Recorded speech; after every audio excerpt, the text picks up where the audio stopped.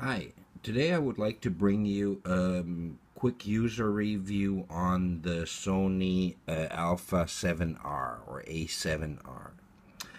Um, this is a full frame camera. It's the R version, so there's a regular A7 or Alpha 7 version that has 24 megapixels. This one has 36 megapixels. And basically, I got this in exchange of a Nikon D800 for landscapes, architecture, things like that. That was the purpose I wanted the 36 megapixels for. Now I will give you a brief perspective on how you can actually use this camera, which points I was sort of disappointed with, and so on. Let me say that this camera is really, really great. I mean, it's a good camera. It's small compared to, let me compare it to something that is also small, and at a certain time when it came out, let me take, this is my Leica M monochrome, and when it came out, this was the smallest full frame camera volume wise that you could get, and it's still substantially larger if you take off the lens of this one and of this one. You will see that it's really a bigger camera, you know, in every, I don't know if you can see it in the video, but let me tell you, this is a bigger camera. So the Alpha 7 or A7R is a great camera. The image quality is really good. Before this, I had the Sony RX1 that was a fixed lens, 35mm, also full frame, and that was even smaller, I would say. I never had them at the same time, so it's a little bit hard to say, but it didn't have this grip, and it was more compact, it was more dense. And this leads me to the first point. There's this thing that makes you feel in a certain way about an object or a camera, a technological object, that is not so much weight and size, it's actually this density. And to show you that it's not about the price and say, you know, a Leica is more dense than this one, it's not about that. Because if I take, for example, my RX100 Mark III that I have reviewed before, this does feel denser than this one.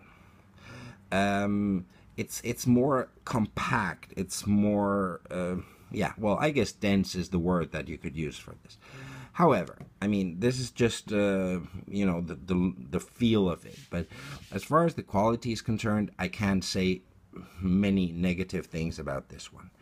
The lenses are exceptional. I mean, I don't have a kit lens. I just got the 35mm 2.8 lens, and I got the 55mm 1.8.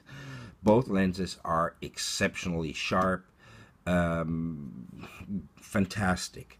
The only surprise that I had was how large the 55mm 1.8 is.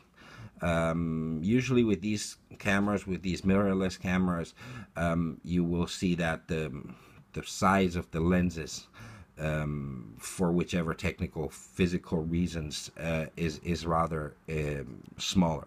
This 55mm lens is on the large side, I would say, if you compare it to even to, say, a Nikon 50mm lens. There's not much of a difference here, you know. It's actually, it's longer, it's a little bit smaller, but it's a big lens. Okay, so far so good.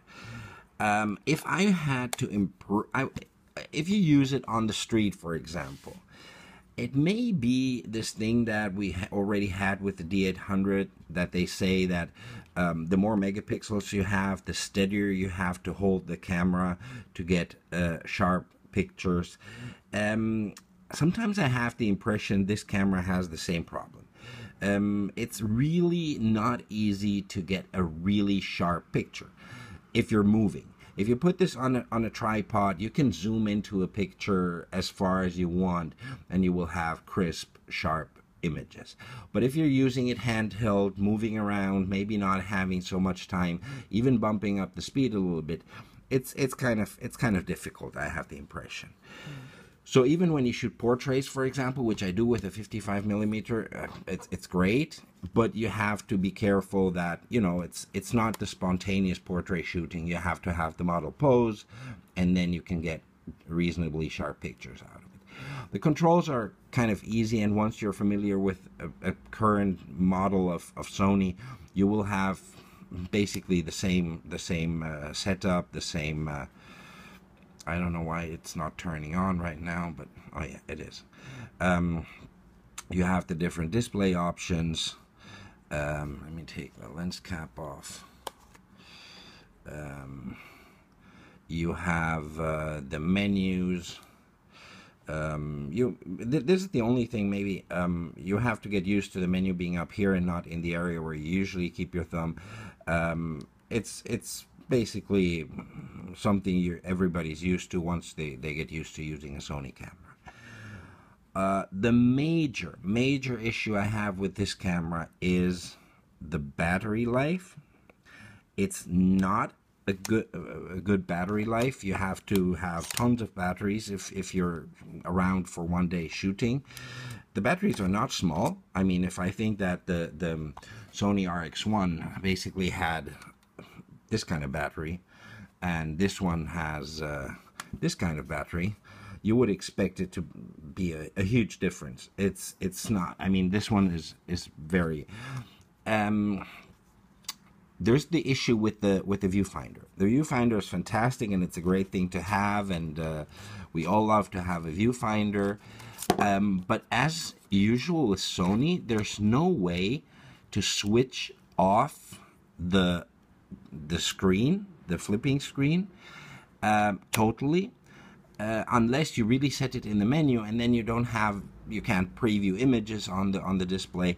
It would be so fantastic, and really I hope that in the next firmware update they will take care of this, to have, for example, the opportunity to put a function button, to program a button to have the switching from one to the other, like being able to switch from the back screen to the viewfinder. I've been told that that does not influence the battery life substantially, because the viewfinder seems to use more battery maybe than the back screen. But still, as far as using it is concerned, this would be a good thing, especially because if you walk around with the camera and you keep triggering the switching from one to the other, it doesn't seem to go into sleep mode. So that may be an issue. Don't get me wrong, that's my personal impression. I don't know that it is like that. I'm just telling you what my feeling is. So maybe that's one of the problems, that shortens the battery life substantially. For everything else, it's a great camera, and I love using it. So let me sum up the pros and cons of this camera. The pros are the image quality, definitely, absolutely fantastic. Low light performance is more than enough. We will go far away in the next years, but it's definitely not a camera that sticks out for bad low light performance. The form factor is great. I mean, it's a very compact camera. It's not too small. It's the right size to carry around. It's light. It's definitely not very heavy. It's a great camera to use. I love it, and the use is easy, and once you set it up for your personal preferences, it's a very nice camera to use. Now to the downsides, and I'm going to mention them just, to help you and give you a good impression, and maybe because some of them may be picked up by somebody and improved on. So the battery life is some sort of problem. So you don't want to carry around 5 batteries if you go out to shoot for one day. The possibility of switching screens would, even if it's not a solution for the battery life problem, that would be a great thing. And since I personally use it as a kind of universal platform for different lenses, what this camera would be profiting from substantially would be, and I'm mentioning this without knowing if it's possible or not, definitely not in a firmware update. Probably you would need some sort of version 2. So like for the Alpha 7R Mark II, an in-body image stabilization would be a fantastic thing, because you're going to use a lot of glass that has no image stabilization. And even if it has, say I use Nikon glass with image stabilization, but once I connect it to this one, that functions get lost.